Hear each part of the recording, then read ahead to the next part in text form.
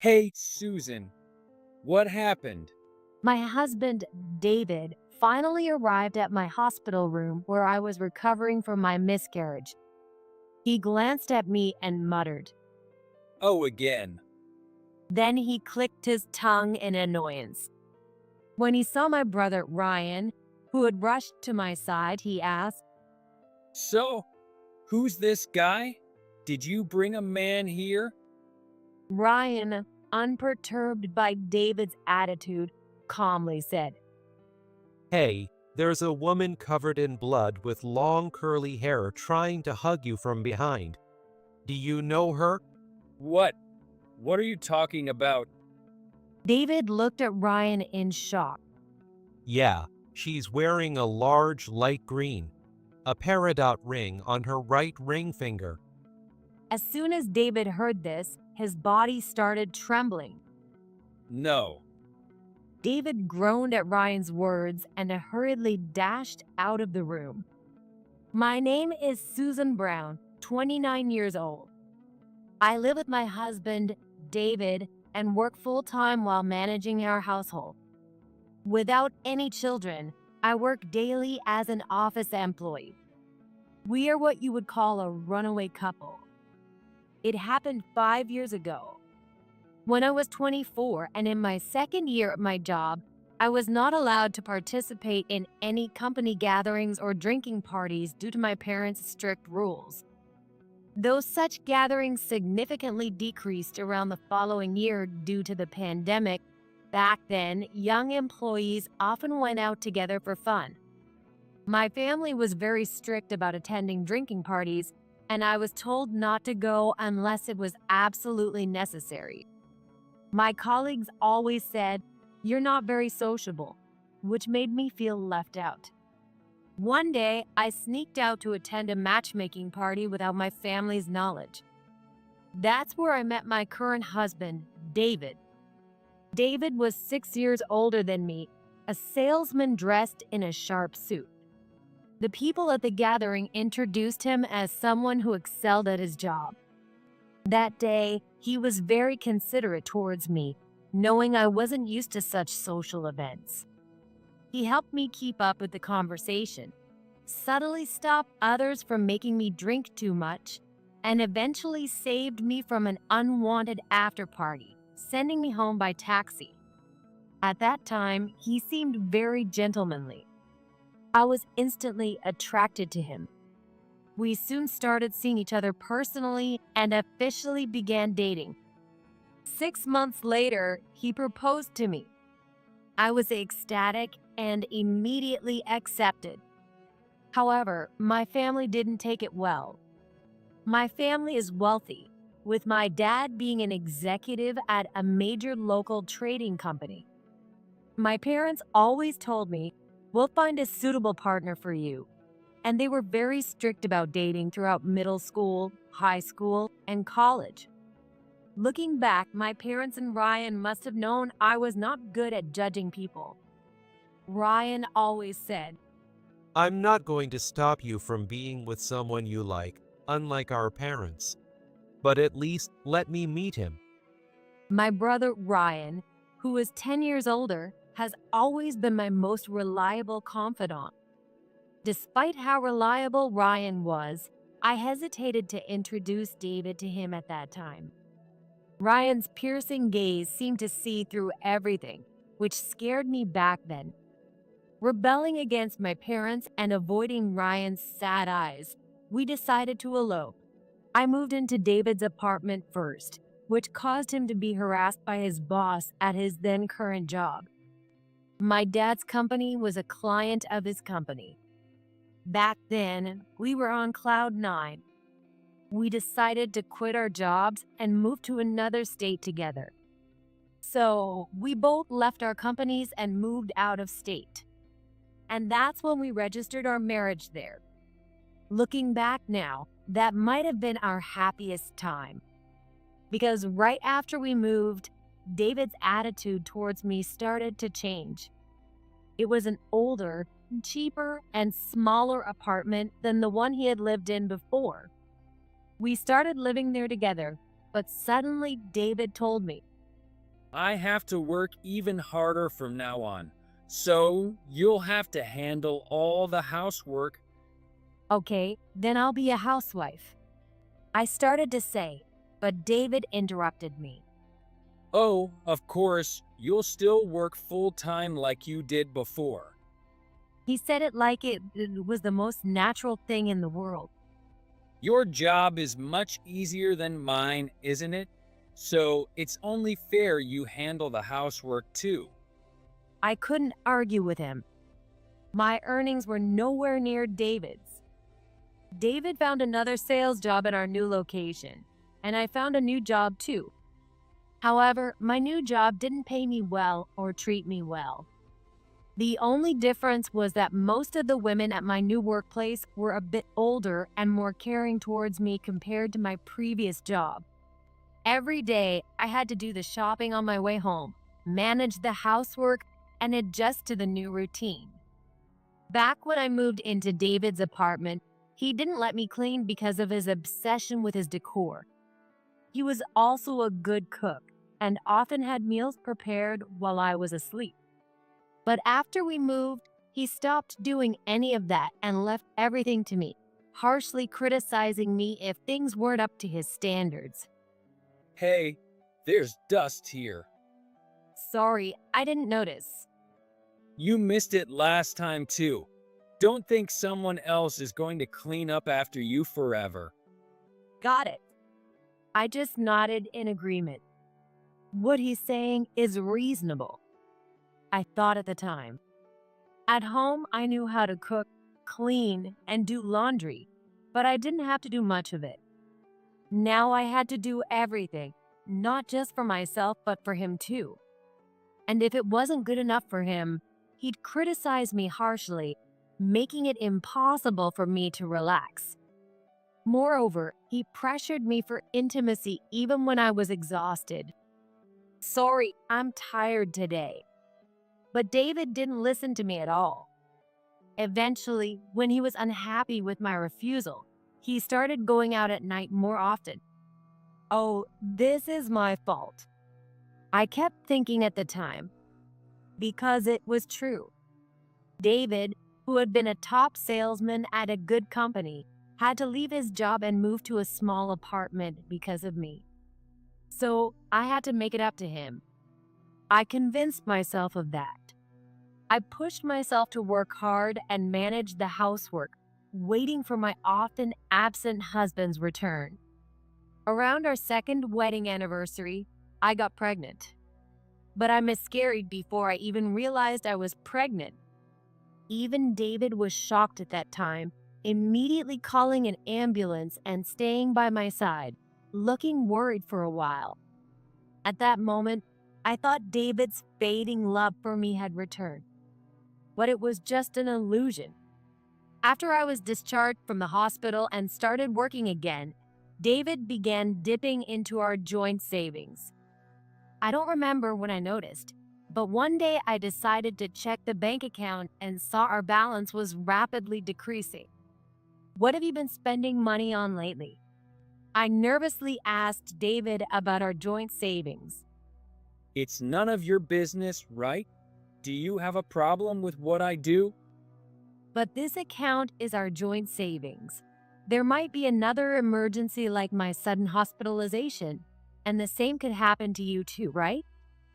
Yeah, but that's because you had a miscarriage on your own. When I heard those words, I couldn't understand what he meant for a moment. What do you mean, a miscarriage? I was lost our baby. But it was your body that did it, right? I was at a loss for words. And we can always have another child in the future. Stop bringing up depressing topics. And with that, he went back to his usual routine. Can I have another one? I asked myself. No, the child I lost can't be replaced by anyone else. Even if I have another child, it will be a different one. That's when I started to feel distrust towards David for the first time. Another 2 years passed, and I got pregnant again. This time, I was determined to protect the baby, so I planned to cut back on work and eventually take maternity leave. However, it was hard to find the right time to discuss my pregnancy with David. He was often away on business trips at that time, but I knew those trips were a lie. When I tried to inform his company about my pregnancy and asked about his business trip, Business trip? David's boss asked me in a puzzled voice, I didn't send him on a trip. He told me he had to take leave for a family memorial service. Didn't you know? "Oh, I must have remembered wrong. Please don't tell him I asked. It was a misunderstanding." I ended the call, but I felt completely drained. What on earth? How could he use such an excuse to take leave? Now that I knew he wasn't on a business trip, I tried to keep up the conversation without letting it show. If the company found out he lied, David would surely get scolded. And if that happened, he would blame me, get angry, and might even become violent. That was the last thing I wanted. I had to avoid that at all costs. If that happened, I might lose my second baby as well. I kept silent. When my morning sickness got worse, I finally told David I was pregnant. Oh, so we're adding another money sucker, huh? He grumbled. Even though I had started to distrust him, I couldn't believe he said that. No matter how bad things were, I didn't think he would say something like that. No, that's not right. I didn't want to believe it. By then, I already knew our joint savings account was nearly empty. After the first miscarriage, I had been saving up for the next childbirth expenses. But because of my growing distrust, I had also been slowly setting aside money in a separate account. When I saw that our joint account was almost empty, I resolved to use my own savings. Of course, I kept this a secret from David. If he found out, it was clear he would immediately threaten me to hand it over and take the money. The only place I could find some peace was, surprisingly, at work. Sometimes, my older female colleagues would worry about me. You don't look well. Are you okay? "Are you tired?" They often cared about me. At first, I would say I'm fine and continue working. Having worked at my current company for over 4 years, I can say that while the salary isn't high, but I get along very well with my colleagues. That's why I continued working there even longer than at my first job. And this time, my colleagues were much happier about my pregnancy than David was. That's because I had told them about my previous miscarriage. Most of my colleagues were much older than me and had been working since they were young, switching to part-time after having children. In other words, they understood my situation. They could sense that despite my severe morning sickness, I was forcing myself to work because I feared what my husband might do if I didn't. Eventually, my company, seeing that its policies were in place, told me, "If you're having a hard time, you should take a proper rest." So, I was almost forced to take a leave of absence. Take care of yourself and come back to work with us. Those were their kind words. I was so moved by their warmth that I almost cried. Then, just as I was about to leave, I suddenly felt overwhelmingly tired and collapsed. I lost consciousness immediately and later learned that I had suffered severe bleeding on the spot. I was told that an ambulance was called immediately, and I was taken to the hospital. When I regained consciousness in the hospital room, my previously large belly was shockingly flat. I couldn't understand what had happened at first. But as I gradually realized what had happened to me, I buried my face in the pillow and cried silently. I took my smartphone from my nearby bag and called my family home.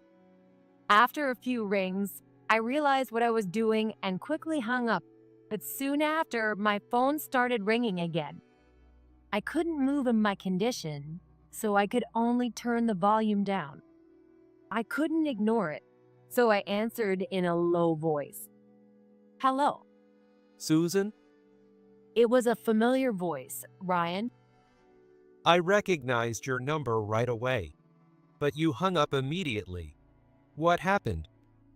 Unable to hold back my sobs, I slowly told Ryan over the phone that I had lost my second baby. Ryan just listened quietly. When I calmed down, Ryan spoke slowly. You've been through something tough, haven't you? Ryan is still the kind person he always was. Where are you now? Sorry, I'm at the hospital. I can't move. I'm in bed. I understand. It's not good to talk on the phone, so I'll come to you right away. Where are you? I told him the name of the hospital. I had heard it from the nurse when I woke up. I also mentioned that it was relatively close by in the next state.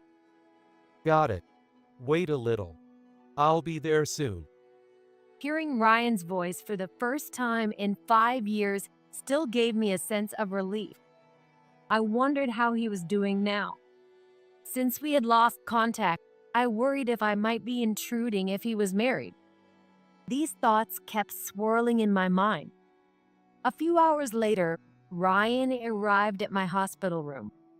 Apparently, it was a shared room, but there weren't many people around.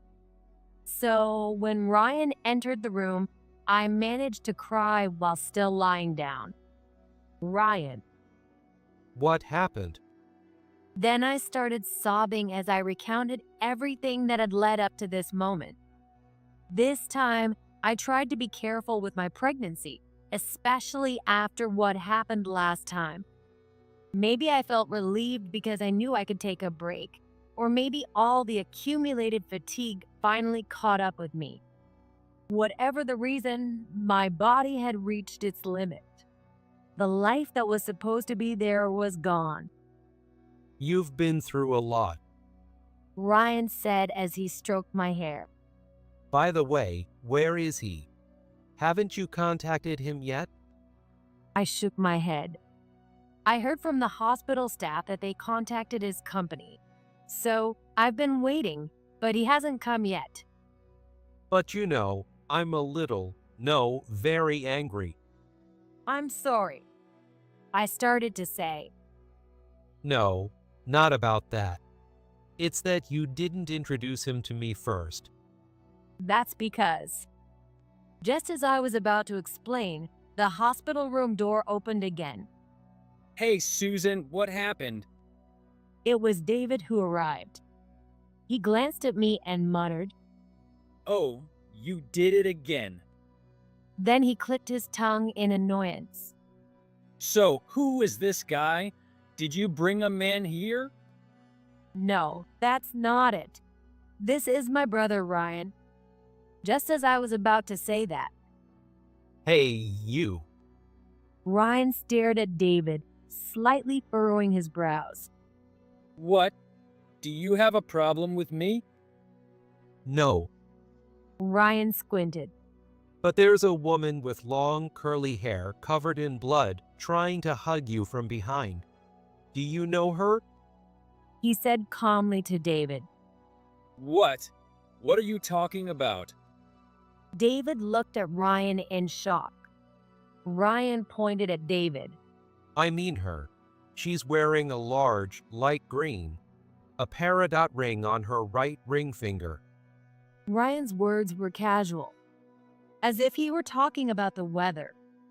But as soon as David heard that, his body started trembling. It seemed he finally understood what was being said. What are you talking about? David asked loudly, disregarding the situation. Please keep your voice down. This is a hospital, and I'm just telling you what I see. Oh, right. Her curly hair is quite tight, and it looks even tighter because it's wet. She seems a bit younger than Susan, maybe a college student. What are you saying? That woman is clinging to your neck, with bright red lips turned up in a smile. Ryan mimicked the woman's movements, causing David to shudder. No, what are you saying? That's nonsense. I'm just describing what I see. I don't know or care who she is to you. No, At Ryan's words, David groaned and hurriedly ran out of the room. What did you see this time? Yeah, just like I said. Anyway, I'll make a call outside. Wait here. Ryan said that and left the hospital room. So that's what he saw. I let out a big sigh. Before we got married, I didn't want Ryan to meet David because of Ryan's sensitivity or sixth sense, or whatever you might call it. It's been that way since we were kids. Ryan always found things I lost. There's something bad around you. He also saw through it when I was being isolated at school. He even complained about needing sunglasses when we visited cemeteries. It was just part of my daily life back then. I was afraid of what Ryan might say if he saw David, who was already opposed by the whole family. Ryan sees through everything. So you could say that I ran to a place where Ryan's gaze couldn't reach. Of course, that wasn't the only reason. Eventually, Ryan came back. Sorry for the wait. Who did you call? I'll tell you later. Then, with a serious expression, Ryan turned to me and asked. Do you really want to continue with him? I stayed silent. I kept gripping and releasing the blanket cover. It's hard for you, right? Come back home. Well, won't it be a problem for you, Ryan? If I returned, it would be to my parents' home. And it's Ryan who will inherit the family home. If he were married, I didn't want to be an unwelcome sister-in-law. Oh, I'm still single. What? You're still single? Yeah, because of this ability, it's hard to find someone genuine. Being able to see those things isn't just convenient. When I walked into this room, I immediately knew you weren't happy. There was a dark cloud around you. A dark cloud? Remember back in the day when you were falsely accused and your classmates avoided you? There's a similar dark presence around you now. You don't seem happy at all. Hearing this, tears started falling from my eyes again. Yeah. I nodded deeply. I can't take it anymore. I want a divorce. I thought having a child would make things better, but it wouldn't have. Yeah, your baby probably helped you realize that staying was a mistake. So, come back home. I'll handle him. Handle him? I wiped my tears and tilted my head. You'll see soon. Ryan said firmly. After I was discharged, I returned to my parents' home. My parents seemed very surprised to see me after so long. They might have wanted to scold me for eloping, but they were more shocked by how thin and gaunt I had become. You really went through a lot. My mom said this as she hugged me. You've learned a lot in your life. My dad told me that. Since I needed some time to recover, I submitted a request for a long-term leave of absence from my job. I needed some time to recover, so I submitted a long-term leave of absence to my company, adding that I might quit. They probably understood that I might be getting a divorce after witnessing my second miscarriage. You seem to have had good people at your company. Ryan observed as he watched my responses. Yes, it was the only place I felt at peace. I finally realized that I could never truly relax at home. A few days later, David came to my parents' house. I'm sorry, but I know Susan is in there. Please let me see her. He barged in with a very rude tone. We can't let you see Susan, Mom said firmly. but we need to talk to you. And what kind of talk is that? David played along. Let's get straight to the point. Please divorce Susan. Is that what Susan wants? Yes, she doesn't want to see you now. Oh, is that so? David said as he walked into the living room, guided by my family. I was in the next room, and I was secretly watching. David plopped down on the sofa and looked around. I guess a girl from a good family couldn't handle that kind of life. He started bad-mouthing me in front of my mom. It's unacceptable for a wife to run back to her parents' home over something like this. What kind of upbringing did she have? My mom listened quietly, but soon there was a knock from behind the door. She responded, "Come in." From there, Ryan appeared. Your turn, Ryan. Thanks, I'll take it from here. David let out a small gasp. You. Nice to see you again since the hospital. David tried to rise from his seat, but he couldn't manage it. As he tried to stand up, he was pushed back down by a strong force on his shoulder. At the same time Ryan entered the room, our family's security personnel had come in from the other side. We are from a long-standing family, and there's always some staff on standby. Ryan sat in front of David, who was being held down, and spoke. There are a lot of things I want to ask you. What do you mean? Ryan glanced and pointed his finger at the side of David, who was being held down. Today, the woman is clinging to your side, the same one as before. What are you talking about? Do you know this person? Ryan said that, and then he took out a picture of a woman in front of David, placing several photos on the table. David gasped again. How did you? David started, but then stopped. No, I don't know her. He tried to deny it, but it was too late. Really? You don't know her, but I can see that woman's arms, whether from behind or the side, slowly tightening around your neck. And you haven't even noticed, have you? I told you, I don't know what you're talking about. Well, I can see things that others can't.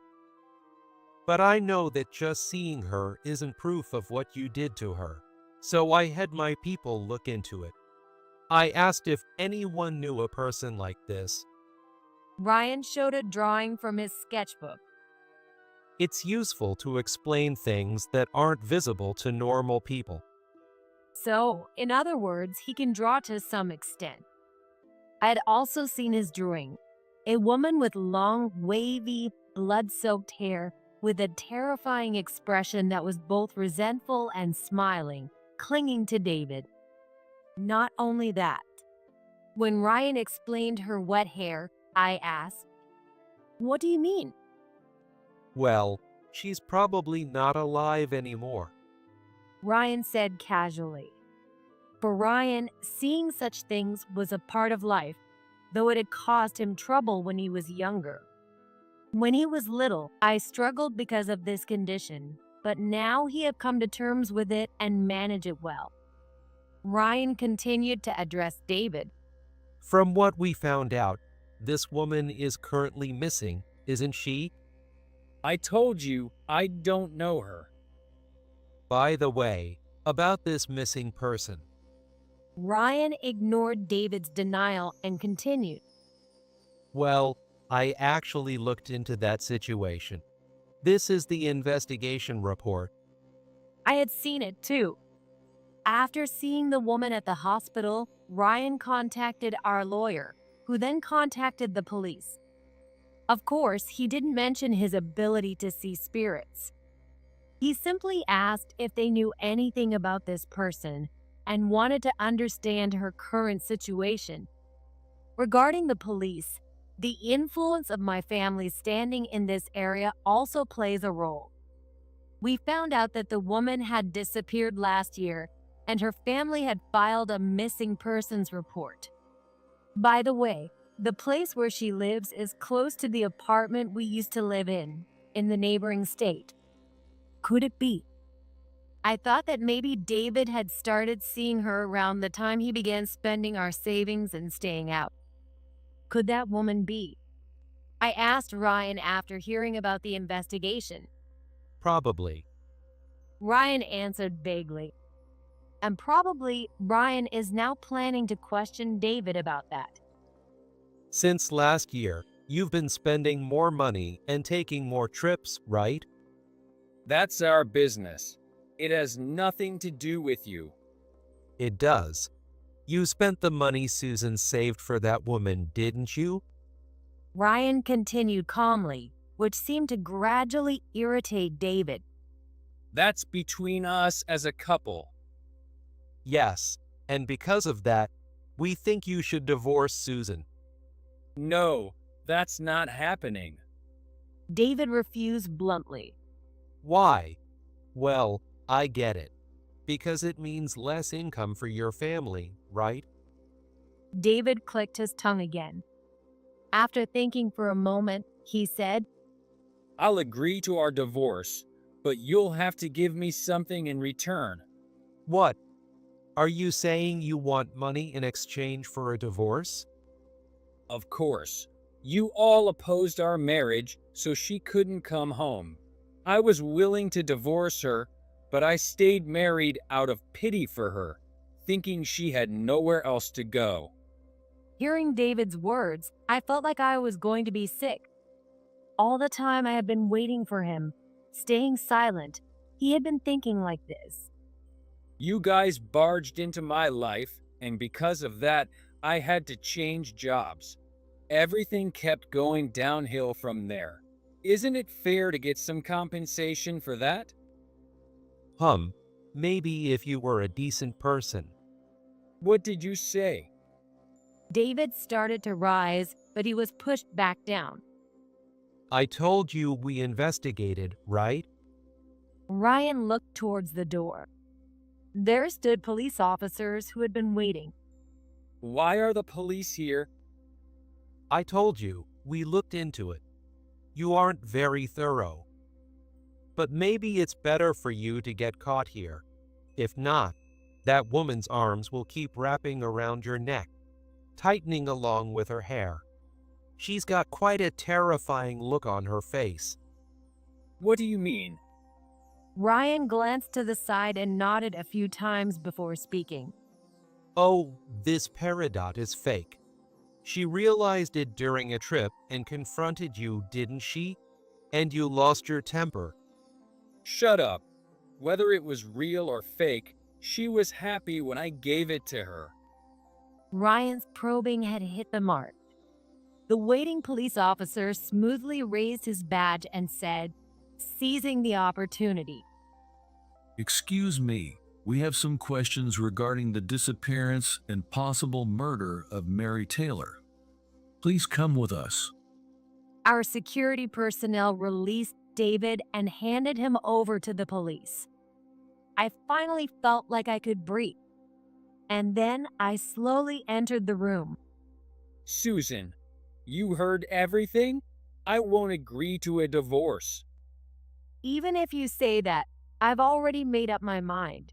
You never took the miscarriages seriously. Both times, David barely glanced at my deflated belly. I regret choosing you with all my heart. David was at a loss for words. What have I been doing all this time? I wasted my time, energy, and money on someone like you. Ridiculous. He didn't think I would say such a thing, and he stared wide-eyed and open-mouthed. Goodbye. We'll handle everything through my lawyer now. Wait, Susan, hold on. Let's go. David was still trying to say something, but the police officers escorted him out. Later, during police questioning, David confessed. Mary Taylor was a student living in my neighborhood. She wanted to marry David, who she met through a sugar daddy arrangement. That's why she was pressing him to divorce me. However, David still seemed to think of me as some sort of cash cow. His ultimate goal might have been to use the divorce as leverage to extort money from my family. But to David, Mary was likely nothing more than a fling. During a trip to the mountains, they argued about the imitation ring, and in a fit of rage, he pushed her hard, causing her to fall and hit her head. If it had ended there, it might have been considered an accident. But what David did next was drag Mary to the edge of a cliff and push her off. Because the area was outside the police's initial search scope, Mary's disappearance remained unsolved. Thanks to David's confession, her body was found in a mountain stream, covered in grass. David was arrested again, and it was certain he would serve time in prison. Through my lawyer, I got him to sign the divorce papers, and I was finally free. I'm off now. Take care. Do your best. With my mom's encouraging words behind me, I took my first step toward my new workplace. For a while, I took a complete break from my previous job to rest my mind and body and return to my parents' home. After my health and emotions stabilized, I began job hunting. The 5 years of living on my own might have toughened me up a bit. I like to think I'm more resilient now than I was during my first office job. However, I'm not eager to get married again anytime soon. And considering I lost 2 children, I want to stay away from marriage and pregnancy for a while. Ryan is also waiting for the dark cloud around me to clear and for a more peaceful atmosphere to settle in. I don't know what the future holds, but from now on, I want to take care of myself and those around me.